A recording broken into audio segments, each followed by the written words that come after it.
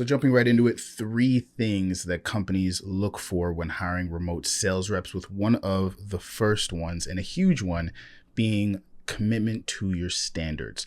Are you the type of person that when they say they're going to do something, when they say that this is their standard, when they say this is their bare minimum, when they say these are the targets they're going to go after and they're going to hit, when they say they're going to do a certain amount of dials, a certain amount of follow-up, close a certain amount of deals, are you the type of person that follows through and actually hits those targets? This is a super, super important aspect for any sales manager or business owner to have with their team members, because when it comes to people being committed to their standards, when it comes to people doing what they say they're going to do, it allows for them, or as a business owner, to have predictability in their business, which is exactly what they want. You have to understand that these sales managers, business owners, they're managing multiple pieces of the puzzle. And they're trying to say, hey, how much money do I spend on advertising to generate X amount of leads? And we have to see a certain ROI from these leads so that I can keep the cycle going and funnel a certain amount of revenue back into the system to keep everyone on the team fed and to make sure that the company is growing. And it becomes very, very difficult to project what you're going to spend that week, what you're going to spend that month, what you're going to spend that quarter, if your sales team is unreliable in what they say they're going to produce on the back end of that spend. So when I say commitment to standards, I'm meaning, do you have a high say-do ratio? Are you the type of person who says, hey, my minimum standard this week, I'm going to, no matter what, I'm going to close X amount of deals, and I'm going to do what it takes to close X amount of deals, or I'm going to set X amount of appointments. I'm going to do what it takes to set X amount of appointments.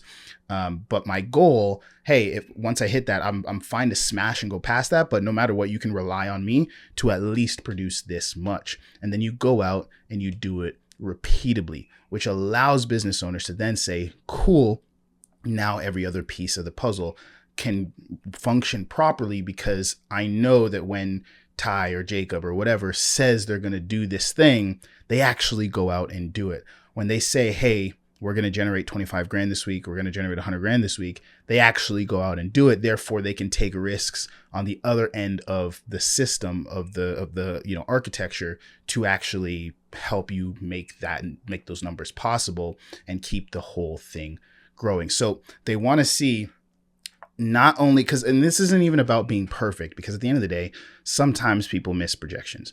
But what matters is, what is the effort you put in to ensure that you're doing everything possible to be someone who achieves what they say they're going to achieve, right? If you're an appointment setter and you typically do 50 dials a day or 100 dials a day, and you say, hey, I'm going to set 3 appointments every single day, or I'm going to set 20 appointments this week, and now you're getting closer and closer to the end of the week, and you're still averaging the same amount of dials, 50 to 100, 50 to 100.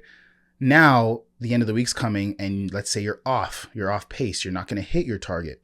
What do you do in that case? Are you the type of person who says, oh, well, it is what it is. I guess I'm just not going to hit this week. No big deal. I'll hit it next week.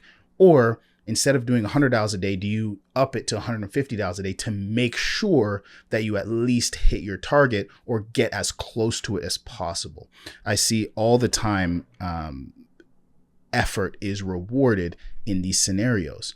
I don't often see business owners or sales managers complain too much when they say, okay, we missed projections, but when I look at the inputs, when I look at the very controllable things, which is the actions the sales team actually took in order to try to hit projections and try to close the amount of deals they said they would, or set the amount of appointments they said they would, the inputs, they went above and beyond. They exceeded the inputs that they usually do. They made way more dials. They did way more follow-up. They made way more offers. They did in excess. They did what they could to try their best to hit it. I don't see a lot of complaints there. When there are complaints is when you see people setting projections, not hitting them, and then not putting any extra effort or inputs to hit them. So a business owner wants to see, okay, when I'm hiring a sales rep, it's great. We want them to hit their standards. We want them to smash their targets week in, week out, week in, week out. But what do they do in those weeks where their targets are behind? What do they do in those weeks when they're not up to standard? Are they committed to hitting it no matter what and putting in as much effort as possible to hit it no matter what?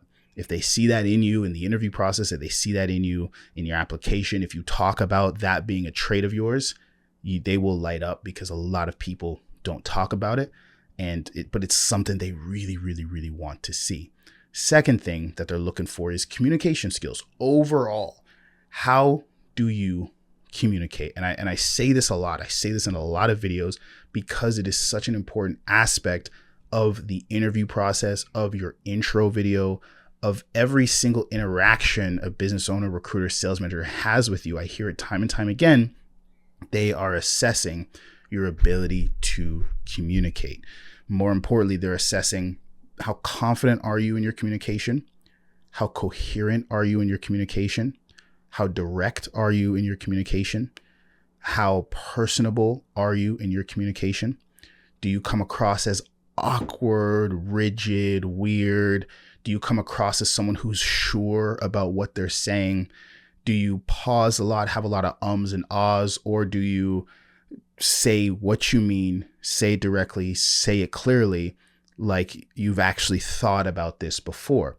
Are you the type of person who, maybe speaks a little bit too fast, has a lot of nervous energy, or do you seem secure in what it is you're saying and what it is you're doing?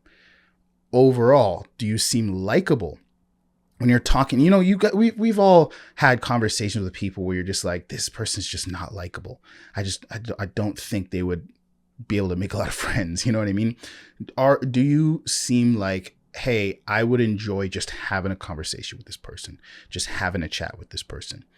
Communication skills are massive. And if you're a sales rep who doesn't have a lot of sales experience, these are the things they're going to be assessing heavily. How does this person communicate? How do they talk? Do they seem confident without seeming arrogant? Huge.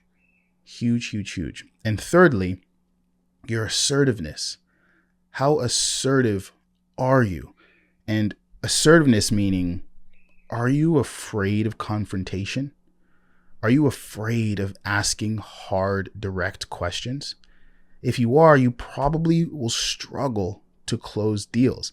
Not that you have to bulldoze people as a closer, but you have to be willing to ask questions that you might feel weird about, that you might feel awkward about, that you think might maybe trigger the person. You can't be afraid to ask direct, serious, sometimes very personal questions. If you're afraid of confrontation, you're going to struggle in a lot of sales roles, because a lot of times you're just going to have to challenge the prospect on their way of thinking, because you're talking to people whose way of thinking has led to them having the problems that you're there to help them solve. So if a lot of the people you speak to had the right or correct way of thinking about whatever it is you're helping them work through, they probably wouldn't have the issues that they have. Therefore, they wouldn't be on the call with you. But most of the time, you're speaking to people who either view the problem in a certain way, view the solution in a certain way, view their own situation in a certain way that you might have to challenge. You might have to challenge how they see things. You might have to challenge their worldview. You might have to challenge how they view, if B2B, their company, their acquisition system, their whole process, their way of thinking about certain things. And if you're afraid to ask questions that challenge them, if you're afraid to make points, if you're afraid to have any sort of confrontation on calls, you'll struggle to help people overcome fear when you're handling objections. You'll struggle to earn respect and trust from prospects. You'll struggle to probe deep into conversations and really learn what's really going on and push past sometimes when prospects give you a lot of fluff and surface level answers.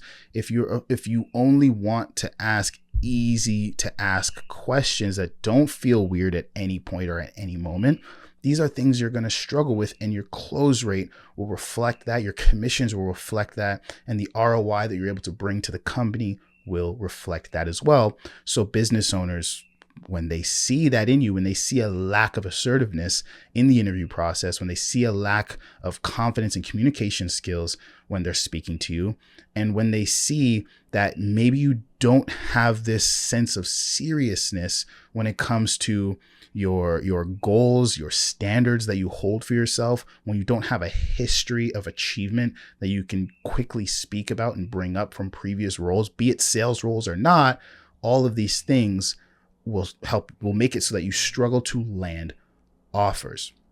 So again, if you want to land remote sales offers, you have to showcase what business owners are looking for, which is commitment to standards. You do what you say you're going to do. You hit projections. You're the type of person that does whatever it takes to hit the goals that they've set for themselves. You have great communication skills. You sound confident. You sound coherent. You're direct. You sound like someone who's sure of themselves.